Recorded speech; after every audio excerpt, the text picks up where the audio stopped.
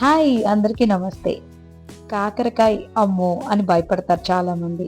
ఎందువల్ల? చేదుగా ఉంటుంది. ఆ చేదనేదే లేకుండా మనం ఈరోజు కాకరకాయతో చిప్స్ చేసేద్దాం. ఒక్కసారి ట్రై చేసి చూడండి. చాలా టేస్టీగా ఉంది, క్రంచీగా ఉంది, అసలు చేదనేదే లేకుండా ఉంది. దానికోసం కొన్ని టిప్స్ ఉంటాయండి. అది చూసి మనం చేసేసుకుంటే కాకరకాయ చేదనేది లేకుండా వస్తుంది. అయితే ఇప్పుడు మనం కాకరకాయని చక్కగా రౌండ్ స్లైసెస్ కింద కట్ చేస్తున్నాం. ఇలా రౌండ్‌గా పల్చగా కట్ చేసుకుంటే మనకి కాకరకాయ వేగేటప్పుడు చాలా క్రంచీగా ఉంటుంది. అయితే ఇప్పుడు మనకి కొన్ని కాకరకాయలు లేతగా ఉంటాయి. కొన్ని కొంచెం కాస్త ముదరగా ఉంటాయి.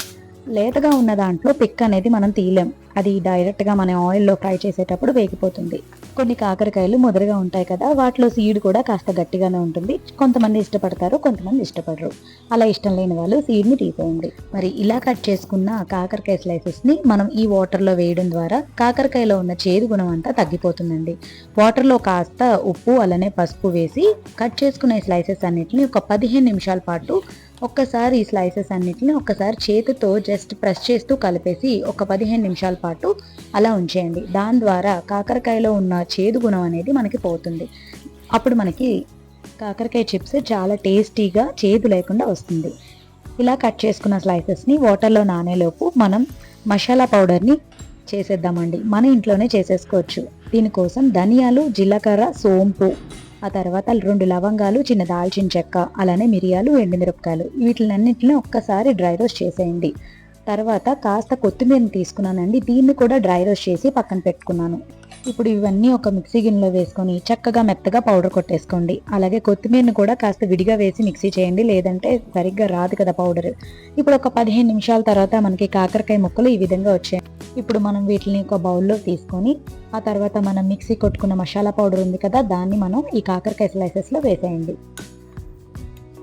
అలానే ఆ కొత్తిమీర డ్రై రోస్ట్ చేసుకున్న కొత్తిమీర కూడా ఉంది కదా, దాన్ని కూడా ఇందులో వేసేసి కలిపేయండి. ఇలా ఈ కొత్తిమీరని మనం డ్రై రోస్ట్ చేసి ఈ స్లైసెస్లో వేయడం ద్వారా మంచి ఫ్లేవర్ వస్తుందండి. కాకరకాయ స్లైసెస్ తినేటప్పుడు మనకి కొత్తిమీర ఫ్లేవర్ అనేది బాగా తెలుస్తుంది. ఆ తర్వాత టేస్ట్కి తగ్గట్టు సాల్ట్ వేసేసుకోండి. అలానే ఒక 1 స్పూన్ వరిపిండి అంటే బియ్యం పిండిని ఒక 1 స్పూన్ వేసేసాను. ఆ తర్వాత కార్న్‌ఫ్లోర్ అంటే మొక్కజొన్న పిండి, దీన్ని కూడా నేను ఒక 1 ½ స్పూన్ వేసానండి. ఆ తర్వాత నిమ్మకాయ స్లైసెస్ ఒక 1 ½ నిమ్మకాయని వేసుకున్నాను. నేను కాకరకాయ పీసెస్ తీసుకున్న దాన్ని బట్టి పులుపుని చూసుకొని వేసుకున్నాను. ఒక 1 ½ పట్టింది నాకు. ఇలా ఇవన్నీ వేసుకున్న తర్వాత కాస్త మొత్తం అన్ని స్లైసెస్కి ఈ పిండి, మసాలాలు, ఉప్పు అంతా కలిసేట్టుగా ఒక్కసారి మొత్తం అంతా కలిపేయండి. ఇలా కలుపుకున్న తర్వాత మనకి అవసరం అనిపిస్తేనే కనుక అప్పుడు వాటర్ వేసుకుందాం. ఇలా మొత్తం అంతా ఒక్కసారి కలిసిన తర్వాత కాస్త వాటర్ వేసానండి. ఒక 1 ½ స్పూన్ వరకు వాటర్ వేసాను. పిండి అనేది మనకి పౌడర్లా ఉండిపోతుంది అక్కడక్కడ. అలా ఉండకుండా కాస్త ఒక స్పూన్ వాటర్ వేసుకోవడం ద్వారా మనకి ప్రతి ఒక్క స్లైస్కి మనకి పిండి, మసాలా అన్నీ పడుతుంది. ఒక్కసారి చేతితో అదుముకుంటూ మొత్తం అంతా ఇలాగా స్లైసెస్కి పట్టేలా పెట్టేసి మూత పెట్టేసి ఒక అరగంట సేపు దీన్ని రెస్ట్ ఇచ్చేయండి. ఇలా నానడం ద్వారా మనకి కాకరకాయ స్లైసెస్ చాలా టేస్టీగా ఉంటాయండి. అంటే మనకి మసాలా, తర్వాత కొత్తిమీర, ఆ తర్వాత నిమ్మకాయ వీటి ద్వారా మనకి మంచి ఫ్లేవర్ అనేది వస్తుంది. మరైతే ఒక హాఫ్ అన్ అవర్ తర్వాత స్టవ్ వెలిగించి ఆయిల్ వేసి ఒక్కొక్క చిప్ని ఇలాగా మనకి మసాలా పెట్టాం కదా, ఒక్కొక్క చిప్ మసాలా ఉండేటట్టు చూసుకొని ఆయిల్లో వేసి ఫ్రై చేసేసుకోండి. ఇలా మంట అనేది గుర్తుపెట్టుకోండి, కాస్త మీడియం ఫ్లేమ్లో పెట్టుకొని ఫ్రై చేసుకుంటే మనకి కాకరకాయ చిప్స్ ఈక్వల్గా సమానంగా వేగుతుంది.